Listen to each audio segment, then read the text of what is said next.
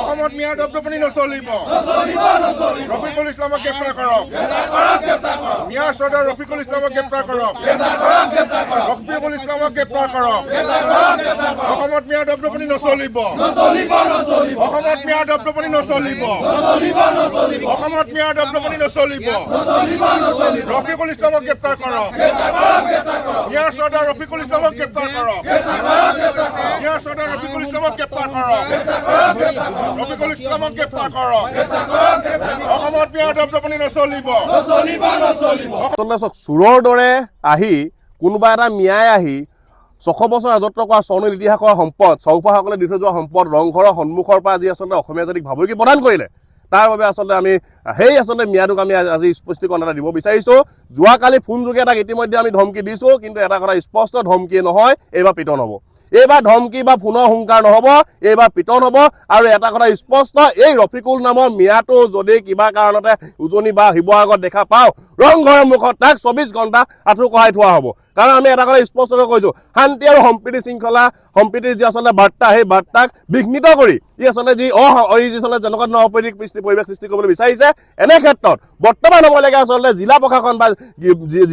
আৰক্ষী প্ৰশাসন বৰ্তমান সময়লৈকে নীৰৱ হৈ থকাটো ইয়াৰ ওপৰত একশ্যন নোলোৱাটো অতিকে পৰিতাপৰ বিষয় আমি এটা কথা দাবী জনাইছোঁ অসমীয়াৰ ফালৰ পৰা এই মিয়াটোক যদি 24 ঘণ্টাৰ ভিতৰত জিলা প্ৰশাসনে যদি গ্ৰেপ্তাৰ নকৰে তেনেহ'লে কিন্তু আমি ইয়াৰ বিৰুদ্ধে প্ৰতিবাদী কাৰ্যসূচী ল'বলৈ বাধ্য হ'ম কিয়নো আমি দেখিছোঁ বিগত সময়ত এটা আচলতে বৈপ্লৱিক কবিতা বা সাধাৰণ এষাৰ বৈপ্লৱিক মাত মাতিলে আৰক্ষীয়ে নিজৰ মতে কেছ দি গ্ৰেপ্তাৰ কৰিব পাৰে কিন্তু এনেকুৱা ধৰণৰ মিয়াই আহি অসমীয়া যি আচলতে হাতাম পৰীক্ষা ঐক্যক আচলতে এটা বিঘ্নিত কৰি ভাঙিবলৈ চেষ্টা কৰা এই মিয়াক কিন্তু বৰ্তমান সময়লৈ গ্ৰেপ্তাৰ নকৰাকৈ পৰিতাপৰ বিষয় আৰু আমি এটা কথা স্পষ্টকৈ ক'ব বিচাৰিছোঁ ৰফিকুলক ভাই এইবাৰ কিন্তু আৰু এইবাৰ কোনো কাৰণতে গ্ৰহণযোগ্য নহ'ব আৰু আমি এই যিখন আচলতে সেই এছ'চিয়েশ্যনৰ সেই ভাইচ প্ৰেচিডেণ্ট বুলি আমি শুনিছোঁ 108 অল আছাম 108ৰ যিখন এছ'চিয়েশ্যনৰ সেই ভাইচ প্ৰেচিডেণ্ট বুলি আমি গম পাইছোঁ আমি সেইখন এছ'চিয়েশ্যনলৈ আমি আহ্বান জনাইছোঁ এনেকুৱা কিছুমান কাল্পিতক এই মিয়াটোক যদি আপোনালোকে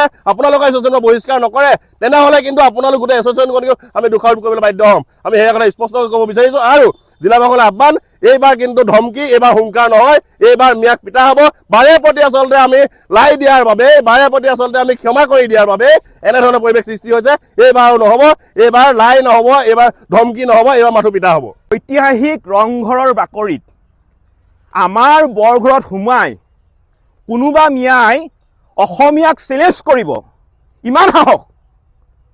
সাহস তেওঁলোকৰ গতিকে আমাৰ স্পষ্ট কথা আপোনালোকৰ সংবাদ মাধ্যমৰ জৰিয়তে আজি আমি মুকলিকৈ এটা কথা কৈ দিব বিচাৰিছোঁ এতিয়া বাংলাদেশীৰ লগত প্ৰেম নহয় এতিয়া বাংলাদেশীক পিটন দি জাতি বচোৱা সময় আৰু মিয়াক পিতা হ'ব এইটো কথা স্পষ্ট মিয়াক পিতা হ'বই আৰু আজিৰ তাৰিখৰ পৰা আমি জাতীয় সংগ্ৰামী না অসমে মিয়াৰ বিৰুদ্ধে আমি যিটো অভিযান চলাই আছোঁ এই অভিযান আৰু অধিক তীব্ৰতৰ হ'ব আৰু মিয়াৰ হৈ যোনবিলাক মানুহে উকালতি কৰিবলৈ আহিব পিঠি গুৰুল কৰি বহল কৰি দিয়া হ'ব আৰু যিটো মিয়াই এই ঐতিহাসিক ৰংঘৰৰ বাকৰিত সোমাই অসমীয়াক চেলেঞ্জ কৰিছে আমি তাৰ ইতিমধ্যে ঠিকনা উলিয়াই পেলালোঁ তাৰ ঠিকনা হৈছে বঙাইগাঁৱত আমি জাতীয় সংগ্ৰামী অসমৰ সকলো সৈনিকক আমি এটা কথা কৈছোঁ যে এই ৰফিকুল ইছলামক য'তেই দেখা পাব কাণত ধৰাই আঁঠু কঢ়াই থোৱা হ'ব আৰু তাৰ পিছতে পুলিচক খবৰ দিব মিয়াই অসমৰ জীয়ৰী বোৱাৰীক মুকলিকৈ ধৰ্ষণ কৰিম বুলি ভাবুকি দিব অসমৰ বৰঘৰৰ ৰংঘৰত সোমাই অসমীয়াক চেলেঞ্জ দিব তাৰপিছত আমি কি মিয়াক চুমা খাম নেকি স্পষ্ট কথা মিয়াক পিতা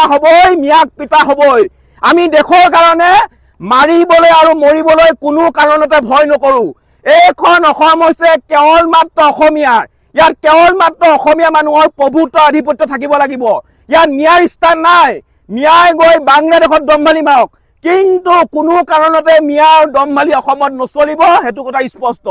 আৰু কৈছে এটা কথা কৈ দিব বিচাৰিছোঁ যদি অসম আৰক্ষীয়ে আজিৰ ভিতৰত যদি ৰফিকুল ইছলামক গ্ৰেপ্তাৰ কৰিব নোৱাৰে জাতীয় সংগ্ৰামী সেনা অসমে ৰফিকুল ইছলামক য'তেই পাব হাত ভৰি ভাঙি দিব আঁঠু কঢ়াই কাণত ধৰাই থ'ব সেইটো কথা স্পষ্ট কাৰণ আমাৰ বৰঘৰত সোমাই কোনোবা মিয়াই অসমীয়াক চেলেঞ্জ দিব কোনো অসমীয়াই কেতিয়াও কোনো কাৰণতে সহ্য নকৰে কোনো কাৰণতে কেতিয়াও চাই নাথাকে